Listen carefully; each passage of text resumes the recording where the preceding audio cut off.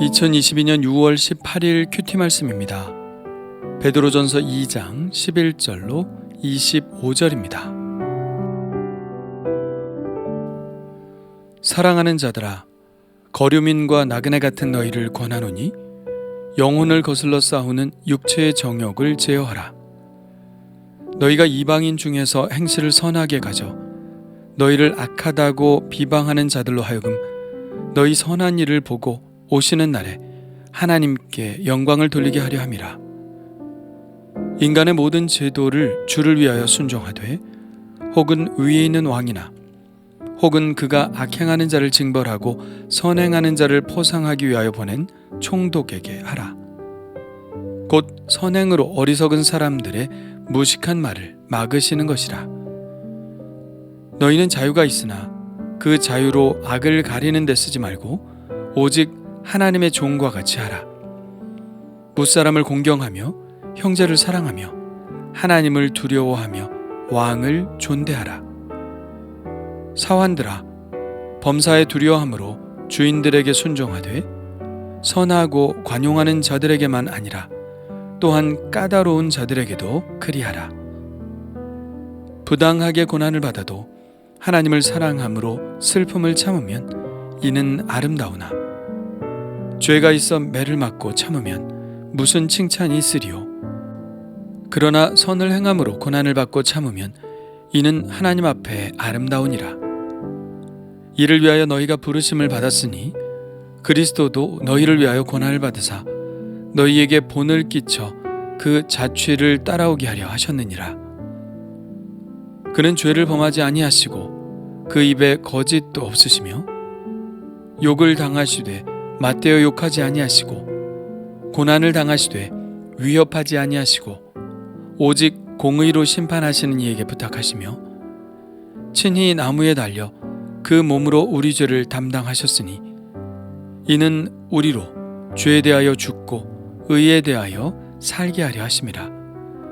그가 채찍에 맞음으로 너희는 나음을 얻었나니 너희가 전에는 양과 같이 길을 잃었더니 이제는 너희 영혼의 목자와 감독 되신 이에게 돌아왔느니라. 아멘.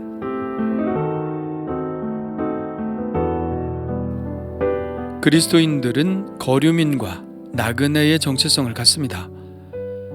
이 땅이 영원한 집이 아니기에 이 땅의 욕망을 취하지 않습니다. 그러나 또한 이 땅에 살아가기에 성령의 소욕과 육체의 정욕 간의 갈등마저 없앨 수는 없습니다. 다만 제어할 뿐이죠. 육체의 정욕이 성령의 소욕을 지배하지 않도록 제어해야 합니다. 육체의 정욕을 제어할 수 있어야 선한 행실을 살아갈 수 있죠.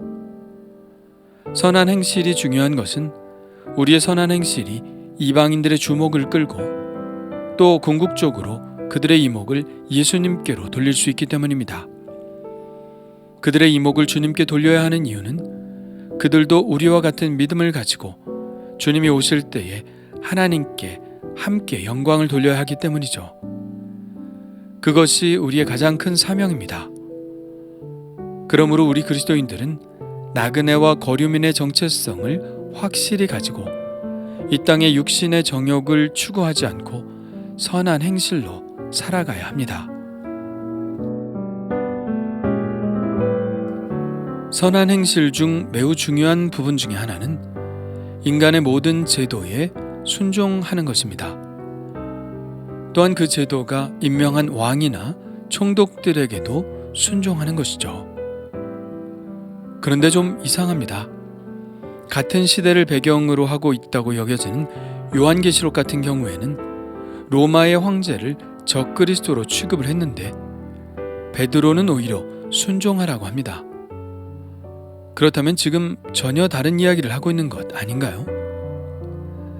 아니, 꼭 그렇지만은 않습니다. 베드로가 이야기하고 있는 것은 그리스도인들을 박해하는 제도나 권력자들을 전제하고 있는 것이 아닙니다. 여기서 왕이나 총독은 악행하는 자를 징벌하고 선행하는 자를 포상하기 위해 세운 자들입니다. 이것은 제도의 선한 측면을 이야기하고 있는 것이죠. 법의 기본적인 목적은 선을 행하는 자에게 상을 주고 악을 행하는 자에게 벌을 주는 것입니다. 그것을 통해서 사람들에게 선을 권장하고 악을 막으려는 것이죠. 그런 측면에서 볼 때 우리 그리스도인들은 법을 잘 준수해야 합니다. 아니, 우리 그리스도인들은 그것을 넘어서서 법 없이도 살 수 있는 사람들이 되어야 합니다. 달리 말하자면 우리들은 거리낌이 없어야 한다는 것이죠. 그들이 어떤 이유로 우리들을 책잡으려 할 때 우리는 잡히는 것이 없어야 합니다. 나그네로 사는 우리들은 작은 일에도 꼬투리를 잡힐 수 있습니다. 선한 행위조차 오해를 살 수 있죠. 우리가 예수를 믿는다는 이유로 그들이 뭔가를 들추어내어 공격할 수 있습니다. 그럴 때 만일 우리가 법을 지키지 않고 불법한 일들이 드러나게 된다면 우리들은 수치를 당하게 될 것입니다. 그렇게 되면 내가 믿는 믿음도 부정당하게 될 것이고 내가 믿는 위대하신 예수님도 그 이름에 손상이 가게 될 것입니다. 그러므로 우리 그리스도인들은 복음 전파에 방해되는 일을 해서는 안 됩니다. 이 세상의 법의 잣대로도 흠이 없는 사람들이 되어야 하죠.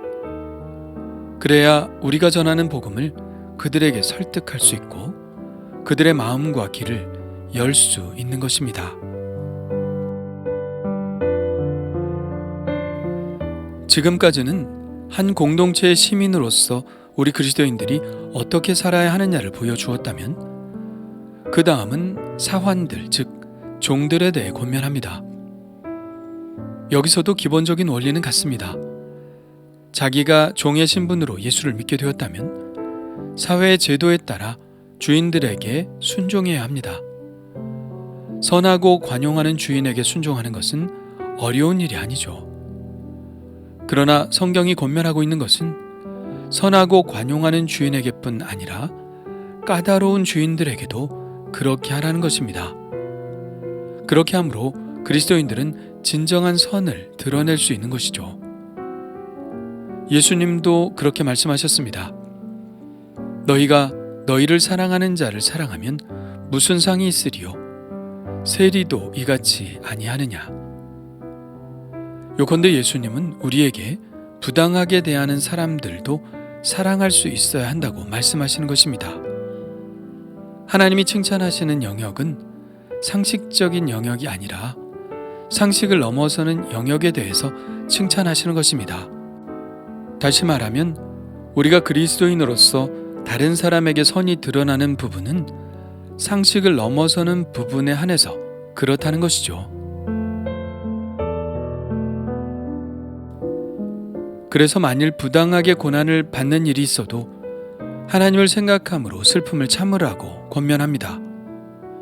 그것이 그리스도인으로서의 아름다움을 드러내는 부분이기 때문입니다. 살다 보면 부당한 일을 당할 수도 있죠. 선을 행한다고 다 칭찬을 받는 것도 아니고 악을 행한다고 다 벌을 받는 것도 아닙니다. 선을 행함에도 불구하고 고난을 받을 수 있죠. 그러나 그것은 부당한 부분이 아니라 오히려 그리스도인들의 선함이 드러나는 부분입니다. 선을 행했으나 고난을 받고 또 그 고난을 참아내면 그것이 하나님 앞에 또한 사람 앞에 아름다움이 드러나는 부분이기 때문입니다. 한국 기독교 초기에 어떤 종이 예수를 믿으니 주인이 비아냥대며 이렇게 말했답니다. 예수를 믿는다고 종이 주인이 될 줄 아냐? 그러자 이 종이 주인에게 이렇게 말했다고 하죠. 제가 예수를 믿는 것은 주인이 되기 위해서가 아니라 종의 역할을 더 잘하기 위해서입니다. 그 말로 주인의 입을 닫았다고 하죠.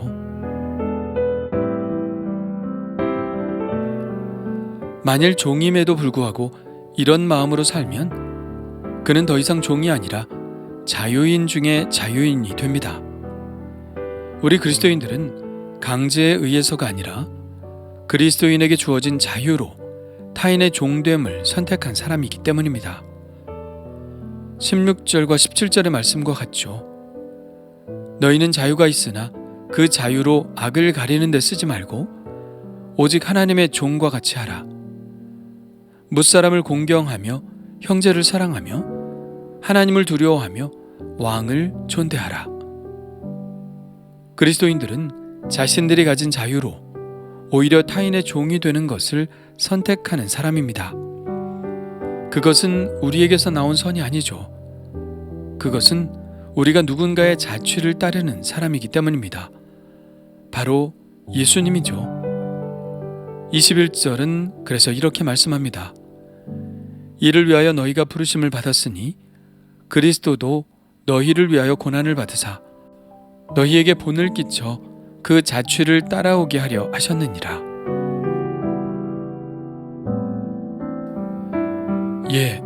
예수님이 그렇게 하셨습니다. 예수님은 근본 하나님의 본체이시지만 자기를 비워 종의 형체를 가지사 사람들과 같이 되셨고 자기를 낮추시고 죽기까지 복종하셨습니다. 그분은 죄를 범하지 않으셨고 그 입에 거짓이 없으셨지만 욕을 당하셨습니다. 그러나 그럼에도 불구하고 맞대어 욕하지 않으시고 고난을 당하시되 위협하지 않으시고 오직 공의로 심판하시는 하나님께 모든 것을 맡기셨습니다. 왜 그러셨을까요? 우리를 구원하시기 위해 그렇게 하셨죠. 친히 나무에 달려 그 몸으로 우리 죄를 담당하셨으니 이는 우리로 죄에 대하여 죽고 의에 대하여 살게 하려 하심이라. 그가 채찍에 맞음으로 너희는 나음을 얻었나니. 이 말씀대로 바로 우리를 위해 그렇게 하셨습니다. 우리가 죄에 대하여 죽고 의에 대하여 살게 하시려고 그렇게 종으로 사시고 종으로 죽으셨습니다. 그렇다면 우리도 누군가를 구원할 수 있다면 기꺼이 그 종의 자리로 갈 수 있어야 하지 않을까요? 그것이 바로 진정한 자유인의 선택입니다. 예수님이 그 사랑 때문에 그분의 자유로 스스로 종이 되셨듯이 우리도 진정한 자유인이라면 스스로 타인의 종이 되어 그들을 구원할 수 있는 선택을 기꺼이 할 수 있어야 합니다. 사실 그리스도께서 우리에게 보여주신 모범이 아니라면 우리가 꿀릴 게 뭐가 있겠습니까? 우리가 낮아져야 할 이유가 무엇이 있겠습니까? 누구보다도 잘나고 누구보다도 군림할 수 있는 사람들일 겁니다. 그러나 주님이 나를 구원하시기 위해 그 길을 선택하셨기에 우리도 누군가를 구원하기 위해 기꺼이 그 길을 가는 것입니다. 오늘 나는 어떤 마음으로 살아갈까요? 부당하게 고난을 받는다 할지라도 주님이 나를 구원하시기 위해 참으신 그 인내를 본받기 원합니다.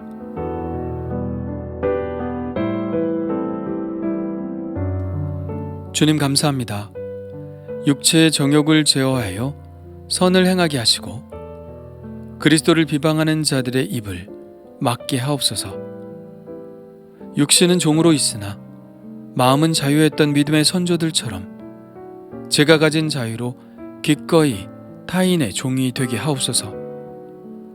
참으며 섬기면서 주님이 그렇게 하셨듯 한 영혼을 주님께로 인도하는 자가 되게 하옵소서. 예수님의 이름으로 기도합니다. 아멘.